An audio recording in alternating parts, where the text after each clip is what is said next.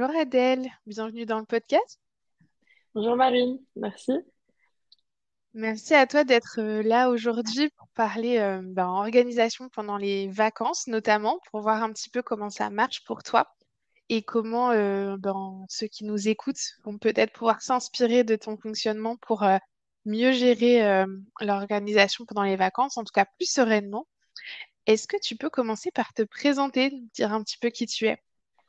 Oui, avec plaisir. Alors du coup, moi c'est Adèle, j'ai 24 ans, j'ai terminé mon master en innovation il y a maintenant 8 mois et je me suis lancée directement dans l'aventure entrepreneuriale en créant Maoli. Maoli, c'est une marque qui cherche à démocratiser une pratique de bien-être qui est naturelle et peu connue, qui s'appelle le bain dérivatif ou autrement appelé cryothérapie du périnée et qui consiste simplement à se rafraîchir le périnée pour bénéficier de nombreux bienfaits sur l'organisme.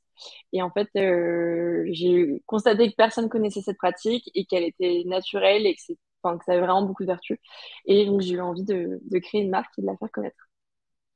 Super. Donc en fait, tu t'es même pas posé la question de chercher un emploi, tu t'es lancé dans l'entrepreneuriat de suite.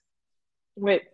Ouais, pour moi, déjà, la question de CDI me faisait un peu peur. Je me disais, bon, bah, après, si on enclenche un CDI, après, on enclenche un prêt, on cherche un appart, tout ça. Et puis, je me suis dit, c'est pas du tout ce que je veux.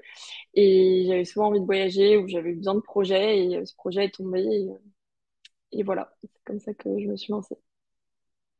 Super. Alors là, on est d'accord que du coup, tu es sur la partie produit. Tu ne vends pas un service, tu vends vraiment un produit qu'il faut faire fabriquer. Ouais, tout à fait. Ok, Tout à fait. super. Et t'en es où du coup dans ton projet? Est-ce que tu as déjà des produits en fabrication? Est-ce que c'est déjà commercialisé ou t'en es encore à la phase d'élaboration? Et ben, je suis juste entre les deux. En fait, j'ai fait une campagne de financement participatif sur Ulule. Et donc, l'objectif était de financer ma première production. Donc, ça avance la trésorerie et ça me permettait du coup de payer mes fournisseurs pour lancer la production et aussi en profiter pour me faire connaître. Et donc, ça, je l'ai terminé il y a maintenant un mois. Et là, je suis dans la réception des premiers produits pour livrer mes premiers clients. Et je viens de lancer mon site internet en e-commerce. Donc là, aujourd'hui, l'objectif, c'est pas, enfin, c'est déjà d'assurer mes premières commandes de la campagne de financement. Mais après, le deuxième objectif, bien sûr, c'est de faire, enfin, de vendre via mon site internet. Super, ok. Est-ce que tu peux nous expliquer comment ça s'organise ton quotidien? Comment toi tu vois justement un peu l'équilibre entre vie perso et vie entrepreneuriale? Et comment du coup tu organises tes semaines? Alors, c'est pas un équilibre facile. Je sais pas si je l'ai trouvé pour le moment. Mais moi, il y a une chose qui était essentielle, c'était couper les week-ends. Vraiment couper. Donc là, pendant les périodes très intenses, notamment la campagne, je j'ai pas vraiment coupé. Je coupais au moins un jour. Mais sinon, mon organisation, et ce qui marche bien en tout cas, c'est de bien préparer son début de semaine parce qu'en fait, si on le prépare mal, on n'est pas content de son lundi et quand on n'est pas content de son lundi, ça aide pas sur la suite de la semaine. Donc en fait, je l'ai pas toujours fait, mais j'ai remarqué que dès que le vendredi, je m'accorde une heure où en fait, je termine mes mails et je me projette sur la semaine d'après, je m'assure de la bonne concordance des rendez-vous, si j'ai bien préparé les choses qu'il fallait préparer. La première journée du lundi se passe bien et du coup, en général, je gagne beaucoup de temps je suis beaucoup plus efficace sur le reste de ma semaine. Donc ça, c'est un petit tips que j'ai. Préparer ta semaine comme ça, le lundi quand tu arrives, tu sais exactement ce que tu as à faire, par quoi commencer, et du coup, tu n'attaques pas ta semaine en OK, bon, alors, où est-ce que j'en étais vendredi quand je me suis arrêtée? C'est quoi mon Mm, objectif cette semaine? Et tu gagnes du temps sur la mise en œuvre de ce que tu as à faire. ouais. Et ça, c'est un autre truc que je fais aussi depuis peu. J'ai réussi à rattraper mon retard de gestion de mail. Et en fait, j'ai remarqué que d'avoir ma boîte mail bien rangée, classée et à jour, ben, enfin, je me sens plus efficace parce qu'il y a moins de charge mentale et donc je sais quels sont les sujets prio à gérer. Et donc ça, c'est un deuxième point que je me force à faire dans mon organisation. Ouais, moi je fais la même chose. Le vendredi soir, objectif, boîte mail vide. Comme ça, tu arrives le lundi, C'est tranquille, ouais. c'est clair ce que tu as à faire et t'es pas finalement, effectivement, un peu dans le négatif de déjà, ok, sur quoi j'étais en retard la semaine Mm, dernière, qu'est-ce que je dois rattraper de la semaine dernière et c'est plus serein. ouais, c'est clair. Puis c'est un nouveau début de semaine, du coup aussi. Ouais, ouais, tu zéro avec un environnement frais et rangé. Exactement, c'est important. Et, et globalement, en termes d'équipe, de collaborateurs externes, hein, parce qu'aujourd'hui, tu n'as pas de salariés, mais des gens avec qui tu peux travailler à l'extérieur, comment tu t'organises? Comment ça se passe? C'est quoi un peu tes routines sur ces relations-là? Ouais, et ben là, ça fait. J'ai eu deux stagiaires en communication. Et, euh, et là, on avait une bonne organisation. Alors, encore une fois, dans les périodes très intenses, l'organisation est souvent bafouée. Mais sinon, la bonne organisation qu'on avait, c'était de commencer chaque début de semaine avec la to-do de la semaine. Ouais. Et puis après, parfois, il y a des to-do de la journée qui s'ajoutent. Soit on travaille physiquement ensemble, dans ce cas-là, on communique, soit on se l'écrit et on s'assure que la to-do est clôturée. Et on fait des points d'étape de semaine et aussi, surtout en fin de semaine, pour repréparer encore une fois la semaine prochaine et commencer déjà sans perdre trop de temps le lundi, alors qu'on est plutôt Mm, normalement en forme. Éviter de perdre du temps sur qu'est-ce qu'il faut faire, se remettre dans les sujets de la semaine dernière, etc. mm. Donc voilà comment ça se passe pour. Donc je collabore pour la partie communication. Et sinon, j'ai pas d'autres à proprement dit collaborateurs. Je traite avec des fournisseurs, mais c'est pas. Enfin, voilà, c'est une autre forme de travail, quoi. Oui, c'est une autre forme de collaboration finalement. Exactement. Ok, super. Alors ça, c'est ton organisation, on va dire, de tous les jours, un peu quotidienne. Et comment ça se passe dans les périodes un peu plus atypiques, notamment les vacances, puisque c'est quand même le sujet de notre hors-série de l'été. Donc, on a entendu que pour toi, la vie d'entrepreneur, elle était assez récente. Donc, tu n'as peut-être pas pu beaucoup expérimenter de choses différentes. Mais en tout cas, Mm. tu sais ben, ce qui a marché peut-être si tu as déjà pris des grands week-ends ou des moments un peu de détente. Et puis, comment tu as prévu de gérer ces vacances d'été cette année? Ouais. Et ben, c'est vrai que j'ai pas eu encore beaucoup de vacances, on va dire, mais j'ai coupé une semaine à Noël et là vraiment c'était, bah, j'ouvrais pas mon ordi. Besoin de même pour mes yeux les reposer aussi.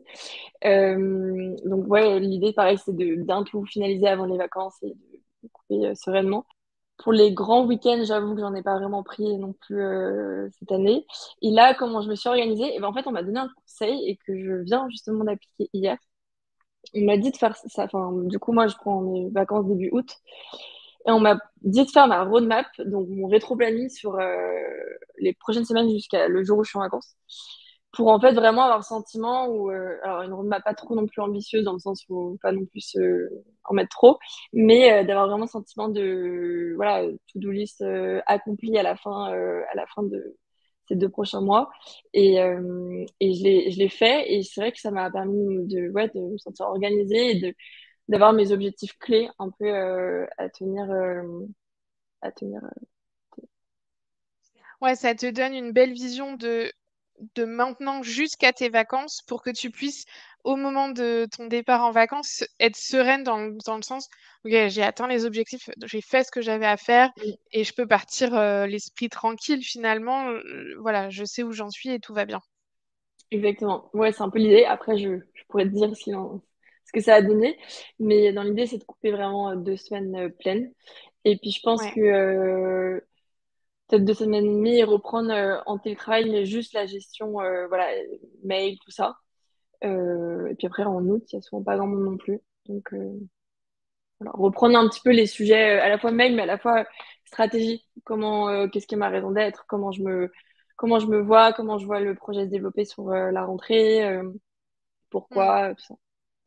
Est-ce que j'ai Ouais. toujours envie? En profiter finalement pour retravailler un petit peu ta vision, tes objectifs, ton positionnement et être sûr Ouais, que tu relances la rentrée finalement sur les bons rails et dans le bon sens.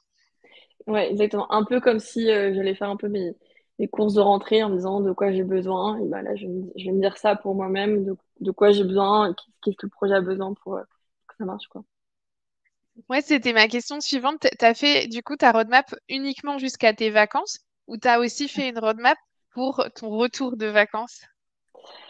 Mais en fait, je pense que celle-ci, il va falloir que je la fasse aussi très prochainement, mais je ne l'ai pas encore faite. Après, j'ai déjà les grandes étapes Bien clés sûr. parce que j'en avais une sur près de 2 ans.